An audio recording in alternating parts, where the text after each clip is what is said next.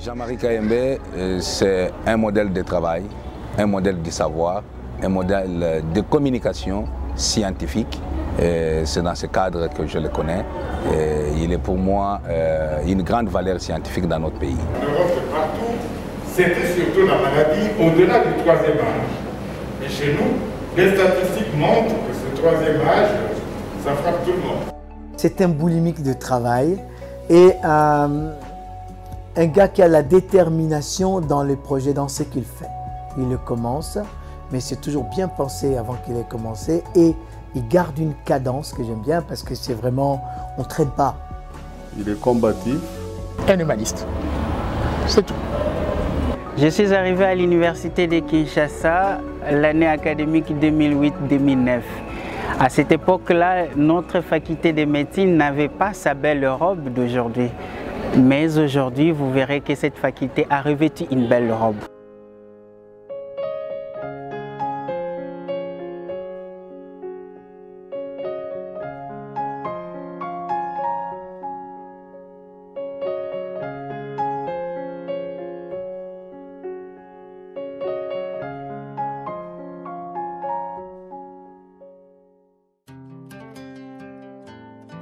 L'université de Kinshasa, ex-Lovanium, a vu le jour le 12 octobre 1954 sous l'appellation du Centre universitaire congolais sur décision de l'autorité coloniale et en tant que première université congolaise.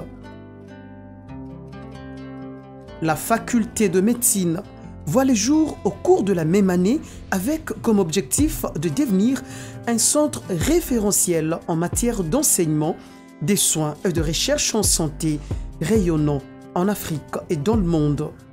Lors de la première rentrée académique, il n'y avait que 5 étudiants et en 1961, le premier diplômé sortir au nombre de 3.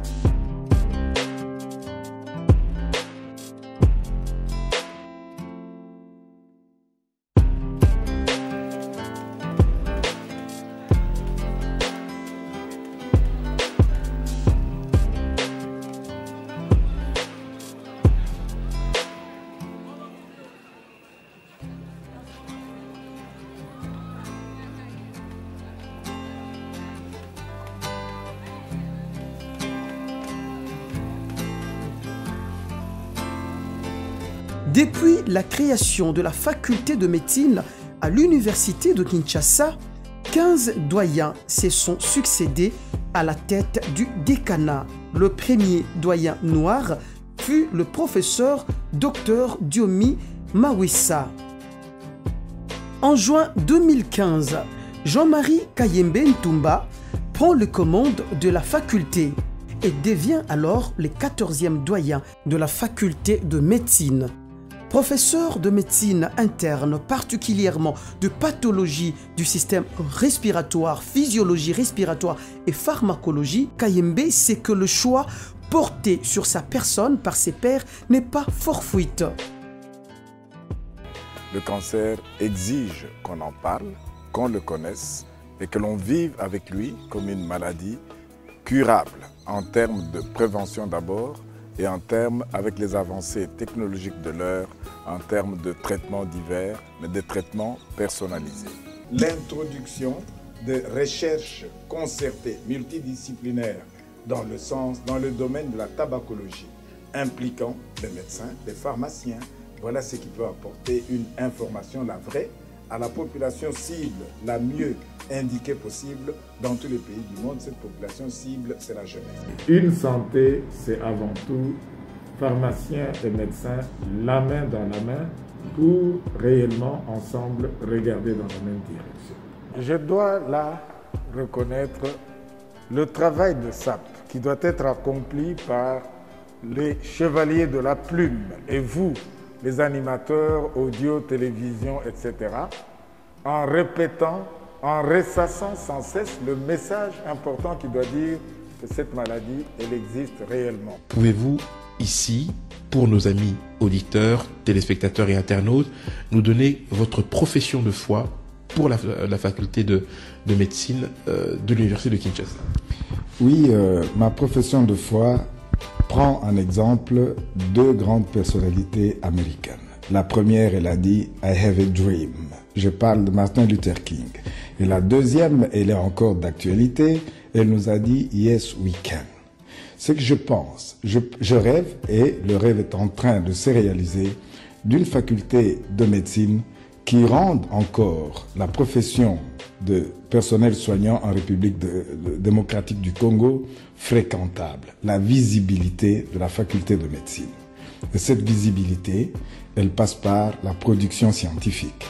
Et la production scientifique passera éventuellement et certainement par l'informatisation de la faculté de médecine. Nous en avons fait avec l'équipe décanale aujourd'hui un credo. Et ce credo passe par le fait que nous éviterons, nous sommes en train de le faire, nous éviterons le plus possible l'affichage du papier dur pour les communiquer, pour les programmes, etc.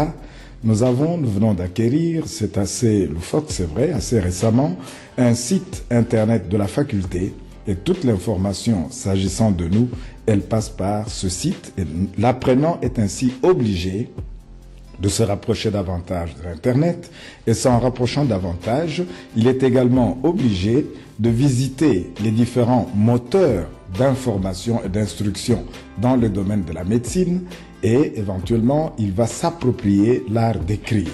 C'est pour moi l'occasion de lancer un vibrant hommage à la grande équipe rédactionnelle des Annales africaines de médecine qui est notre revue à la faculté de médecine de Kinshasa. Et cette revue est en train, à mon humble avis, de nous vendre à l'extérieur, de vendre l'expérience congolaise. Puisque vous m'en parlez, savez-vous que le Congo a envoyé de l'expertise en Sierra Leone, au Libéria, pour Ebola, lors de la dernière épidémie d'Ebola. Je salue en passant le professeur Jean-Jacques Muyembe, que l'on ne présente plus, que chez nous au Congo on appelle Monsieur Ebola. Et avec lui, il y a des jeunes, notamment dans le domaine du laboratoire. Je vois le docteur Jimmy Kapechi, qui est allé former d'autres en Sierra Leone, etc. Oui, nous avons aujourd'hui la paternité de Ebola. On ne peut pas en rougir. Cette épidémie, et savez-vous que les épidémies n'ont jamais pu atteindre la ville de Kinshasa, même quand elles pouvaient se produire comme en 1996, je parle belge, en 1996 à Kikwit, et Kikwit est à plus ou moins 150 ou 200 km de Kinshasa. Les efforts locaux. Ça voudrait dire qu'on a également des choses, des valeurs sûres qu'il faut canaliser en vue d'obtenir des résultats qui peuvent permettre très rapidement de contrôler, comme la dernière épidémie d'Ebola à Boende, de contrôler la santé de toute une population. Ils les connaissent et sont par-dessus tout marqués par ses capacités intellectuelles et managériales. Il a une sens des synthèses. Sans doute c'est pour ça que vous lui demandez, on parle quelques secondes et après vous lui demandez de faire la synthèse comme s'il avait préparé il y a 2 siècles. Alors qu'on venait d'évoquer le sujet, il va trouver le mot là il faut le placer pour que les gens retiennent l'essentiel.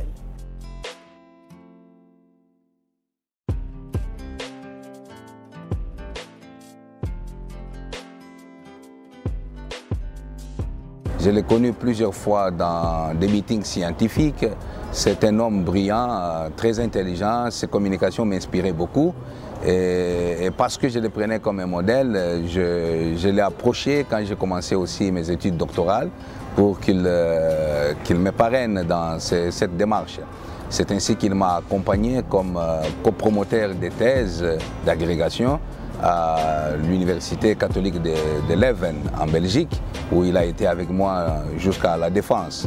Alors j'ai pu apprécier sa contribution scientifique comme une contribution de grande valeur. Et de voir le système d'enseignement à distance prôné notamment par l'incrustation dans le LFD. Quand on trouve comme ça quelqu'un de cette trempe-là qui est accessible, qui est disponible, c'est très bien. Je pense que le pays doit être fier d'avoir des gens comme ça. Il y en a plein. Il n'y a pas des gens indispensables, comme j'ai tendance à dire moi, dans ce monde, hein, tout le monde passera. Mais il y a des gens importants. Et il en fait partie. Jean-Marie Kayembe, c'est toute une école. Pourquoi je le dis que c'est toute une école? C'est parce que nous tous, même les aînés qui sont passés avant moi, étaient émerveillés quand il s'agissait de son cours, qui est la pneumologie et la physiologie respiratoire. On ne venait pas simplement poursuivre les enseignements, mais on venait voir cet homme avec le verbe facile, comment ils articulaient les mots. C'était vraiment émouvant.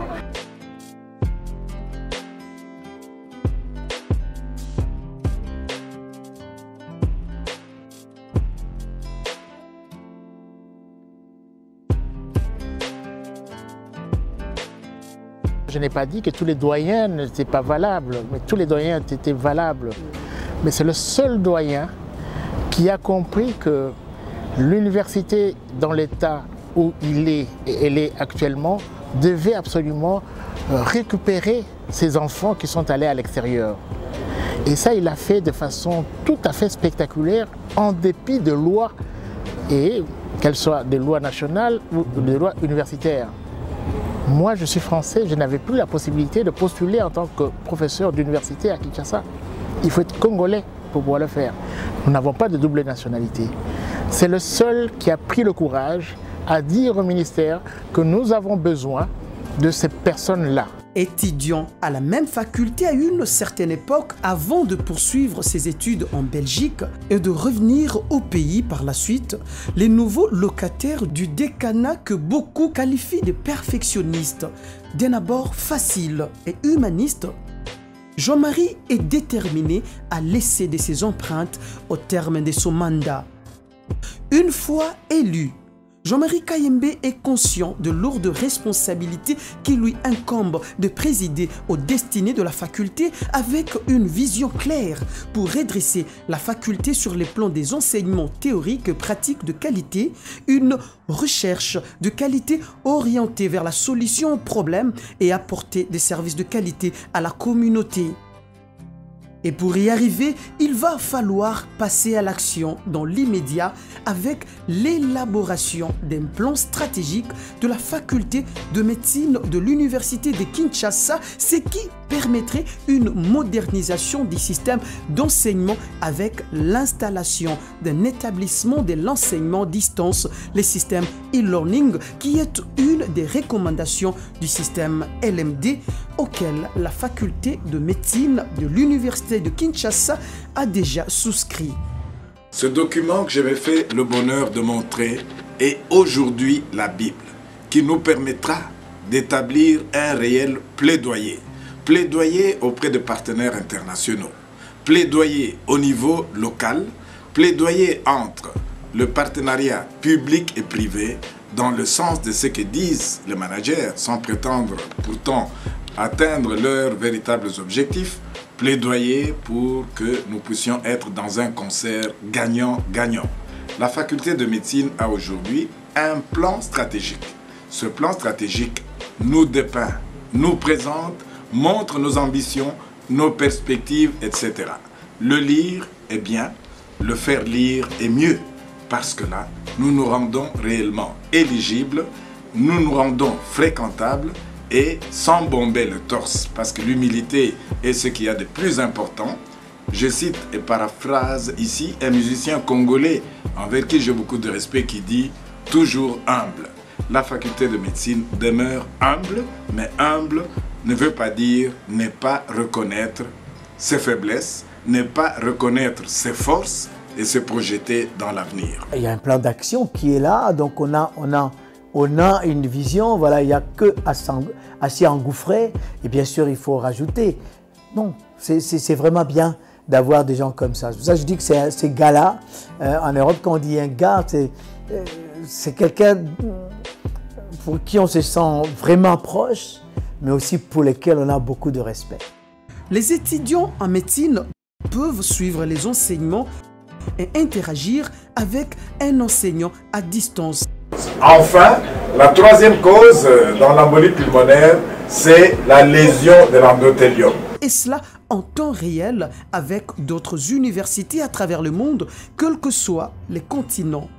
En fait, c'est une bonne initiative Parce que depuis que nous sommes ici dans cette université, c'est la première fois pour nous de suivre un cours, les profs dans son bureau, nous ici.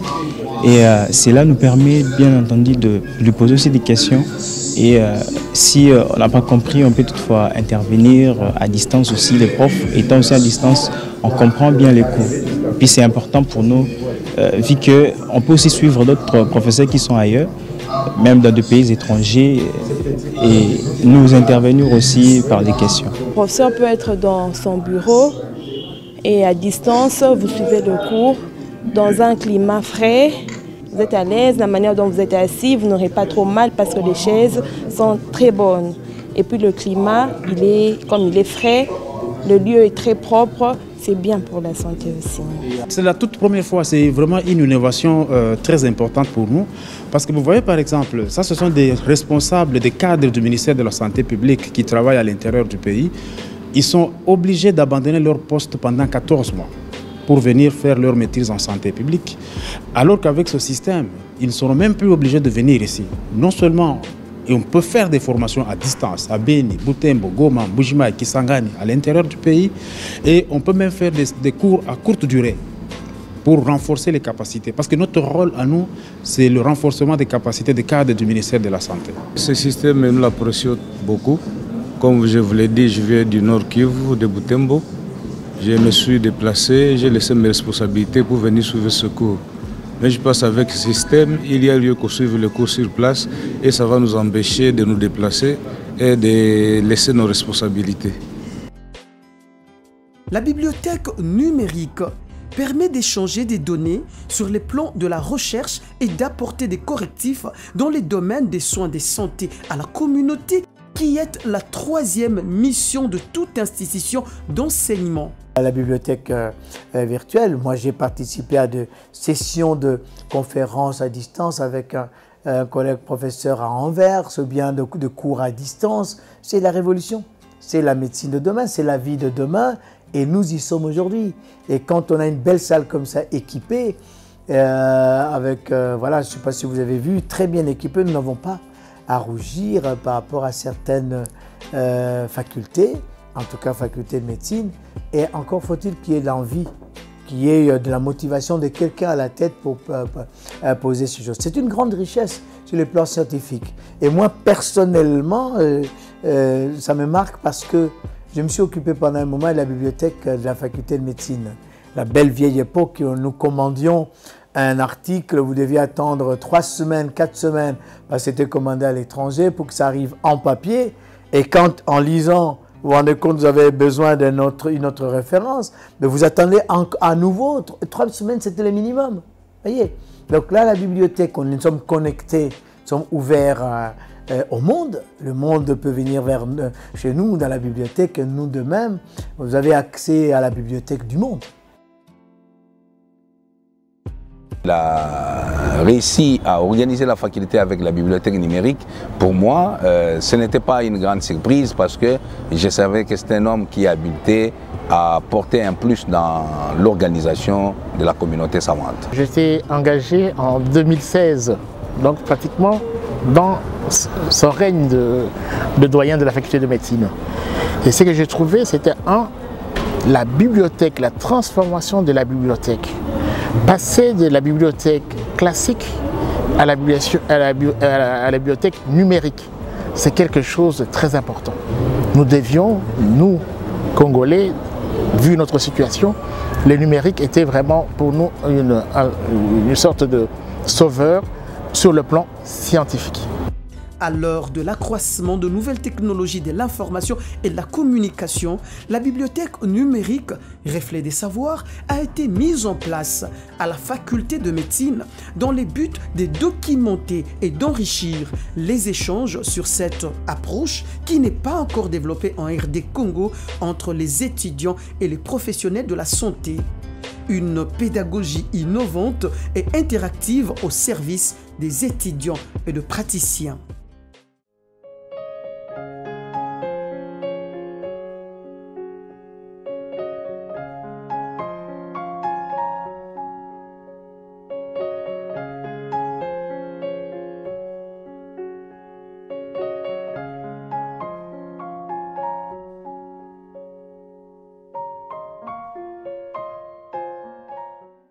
comme autorité académique, je parle de lui comme autorité académique. Il m'a donné satisfaction.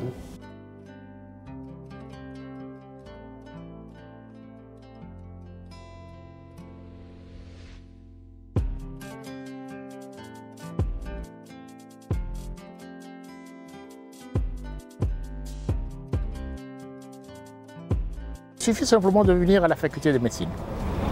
Vous êtes devant la faculté de médecine, vous avez des fleurs dans des parterres. Donc la faculté déjà rayonne. Avec son arrivée, il a pu modifier et changer l'image de notre faculté. Plusieurs choses ont été améliorées. C'est un homme qui aime le beau, le bien et le vrai. C'est dans ce cadre-là que je l'ai connu. Je le prends pour un exemple pour des générations futures. La faculté de médecine, tous les médiocres, peut-être médiocres, bien médiocres. Parce qu'ils sont les bêtis. Vous entendez la pote, ça peut se battre. Mais tous les 8e, na position na série faculté. Mais si on a mis tous les comme les premiers. Je souhaite à la faculté de continuer sur sa lancée, de toujours viser plus haut, plus loin et continuer à former des médecins, de grandes personnes qui aident la population à mieux se sentir. On a une très grande faculté qui a plus d'une centaine de professeurs et beaucoup de spécialistes. Je ne peux qu'être optimiste quant à l'avenir de cette faculté.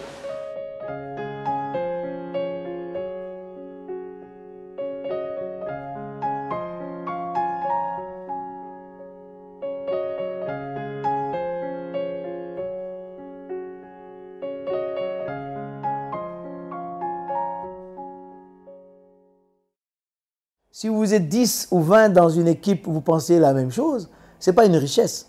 Si vous êtes 20 dans une équipe où vous pensez différemment, c'est une richesse. Après, votre intelligence, c'est de savoir comment vous pouvez concilier tous ces éléments-là pour avoir un bonus. Vous voyez, sortir de ces 10 ou 20 têtes, quelque chose qui vaut plus que ces 10 ou 20 têtes. Mais la différence doit être une richesse. Et je pense que Jean-Marie Kaimé, il intègre bien cet aspect-là. En tout cas, pour lui, ce n'est pas un problème. Ce qui peut être un problème, c'est qu'on n'arrive pas à mettre les choses ensemble et avancer. Lui, c'est avançons. Ça, ce terme, il a sorti plusieurs fois. Avançons. Donc, si vous le voyez, vous dites, dis donc, on a vu le professeur Tchempi. Et là, mais dis donc, il se rappelle le nombre de fois que vous lui avez dit ou répondu, avançons. Chez le professeur Jean-Marie Kaimé, ce n'est pas la tribu qui compte, ce n'est pas les coins qui comptent, mais c'est la compétence.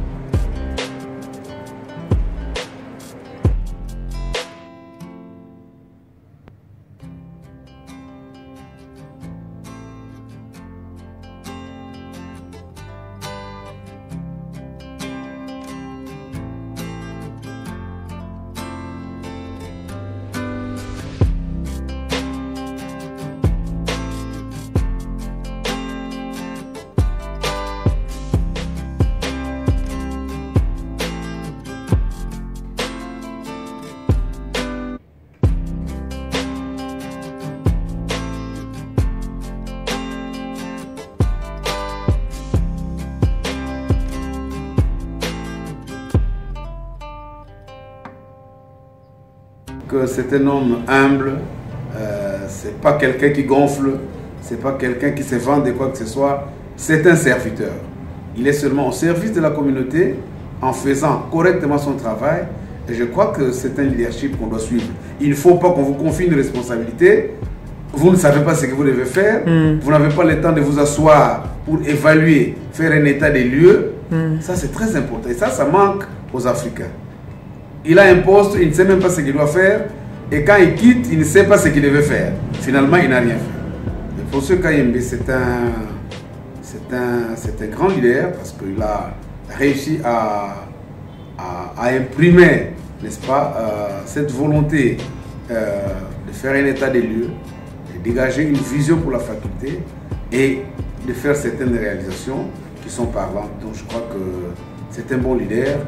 Et un exemple que nous devons suivre. C'était surtout la maladie Son passage a marqué d'une tache d'or, je vais dire, le décanat, la faculté de notre faculté de médecine de l'Université de Kinshasa.